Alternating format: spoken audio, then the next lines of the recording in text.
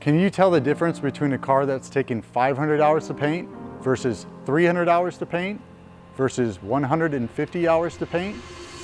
Hi, I'm Phillip Griot with Griot's Motors. I want to show you guys the difference between the three. To reach Concours level perfection for this 3.0 CSI, we completely disassembled it, stripped it down to bare metal, reassembled it, and sculpted it back to perfection. This year RS is equally as amazing, but has a much smaller scope of work. It still had a bare metal, glass out respray, but it never needed to be restored or fully disassembled. Keen attention were paid to the original details and characteristics of the car, and of course, an absolutely stunning finish. Lastly, we have the Mark II GTI here, which still has beautiful and flawless paint with a great texture. The difference between the other two is that 150 hours of prep are really put into making sure we get a brilliant and durable finish for the car. Great paint job for someone who's known to drive their cars hard.